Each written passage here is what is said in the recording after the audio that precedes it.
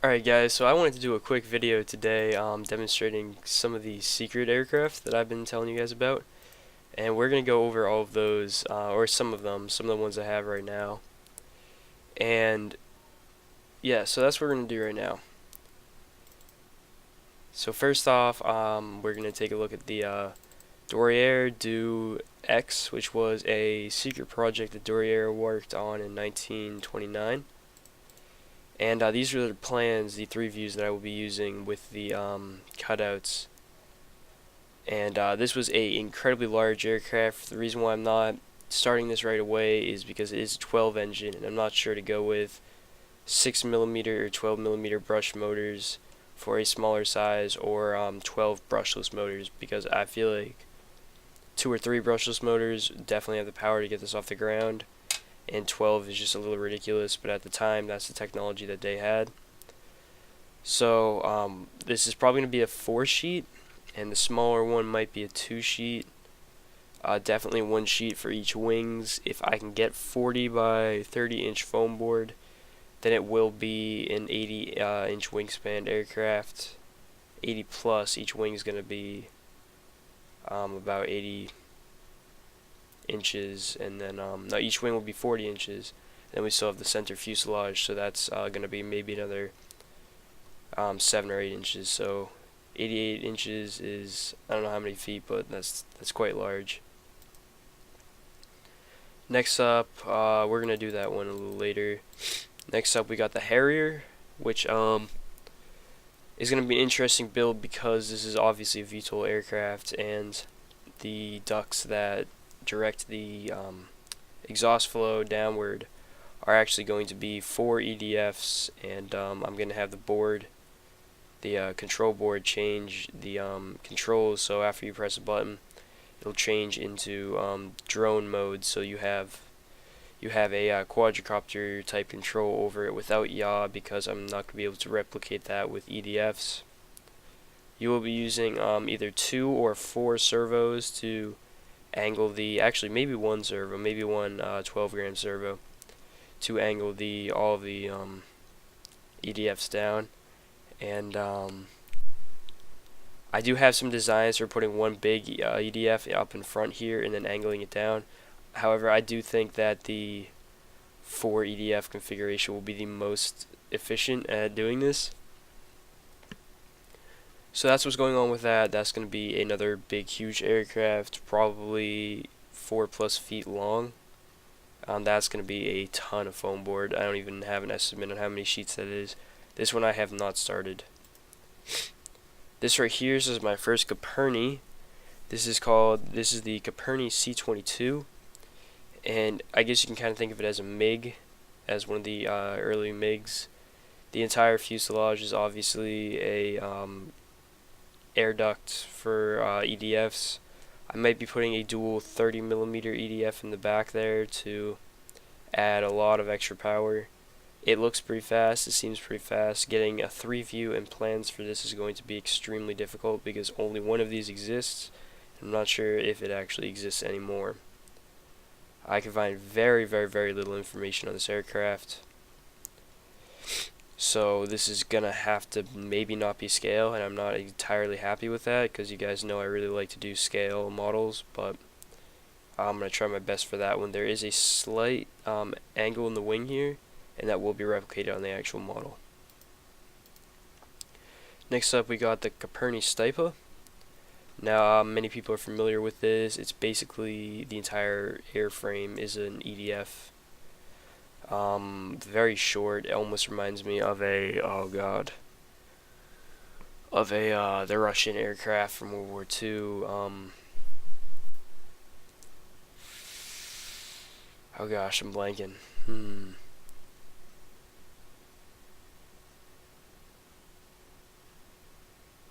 It was one of the early MiG-27s with the very short body, very powerful engine up front. It spewed the idea for the BB style aircrafts, and I will be doing a BB-3 Racer 3 edition. That will be a kind of 3D printed project, because I'm not actually going to have any folds in the fuselage. It will be an entire layered fuselage, and then I'll carve down as you would carve wood. This right here is just going to basically be it's not going to be like an EDF with wings strapped on it. You're going to have to fold this. You're going to put a motor in the inside and stuff. That's going to spin. Challenging parts is going to be finding a place to put your battery. So this thing is either going to be pretty big or pretty small. And servos are going to be tricky with this too, because you got to run wires through the wings and then up through the body too. This is a very short aircraft fuselage wise and very wide wing wise. It is not a square platform at all. It's very flat how it is, so it's going to be really tricky to control, I can imagine. I'm not sure how much vectoring the actual elevators and rudder will do for the output from the fuselage, so that may improve the controls quite a bit. This is an interesting aircraft that is also going to be hard to find plans for. What was this called? This was called the Caperni CA60. Let's see, it has 1, 2, 3, 4, 5, it has 9 wings. It was essentially a flying hotel, I guess. And it was not that big, it was compared to like a Spruce Goose or anything, but it was very large. It had different CC engines, so as you can see in the middle here, it had a much larger engine compared to the two next to it. The middle one's going to be running a 4 prop with the two on the outside running single bladeds. So I'm not sure if there's props in the back or in the middle or anything like that. But it had elevators in the front, elevators in the back, ailerons in the front. This had so many control surfaces that were all controlling all this ridiculous stuff. Elevators, no, rudders were everywhere. This is going to be a lot of servos. A lot of servos. So this is going to have to be a big one. And I'm thinking about doing maybe one piece of foam board for each wing, or each half of a wing, so you're looking at 18 plus pieces. This is not going to be small, this is going to be absolutely ridiculously big. I may not actually build this because I buy Elmer's, you guys know that, and Elmer's is expensive. So that's what's going on with that one. I think we got a couple others here. We covered this one, that one. One other thing I want to cover real quick. This right here. This is not actually a Stipa. I've looked into it. It's not a Stipa. I really want to do this, and I was able to do research on this last night, and I don't know why I wasn't able to find the page. But how this aircraft actually worked is it was a wingless aircraft. It had elevators and rudder in the back. But there were vents down here that controlled there were 2 vents that were kind of like rectangles. And they had vertical ailerons going across so you could rotate the aircraft while in the air. And I think that'd be super cool to replicate. And I just really like the aircraft, the whole idea of venting the airflow down, and out the bottom, kind of like a VTOL. I don't know how I would build this. Haven't even thought about like any ideas and how I would get the servos to move the fan blades in there and stuff like that.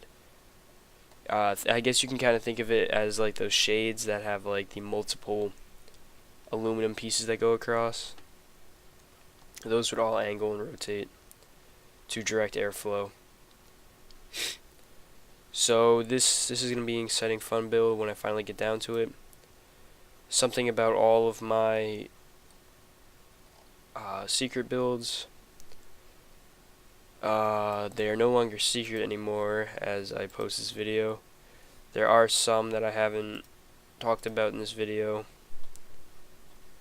and all of these are going to be paid plans and paid builds. So I will have build kits that I will be making very sparingly, especially in the case of the Harrier and not Spruce Goose, and Caperni CA60.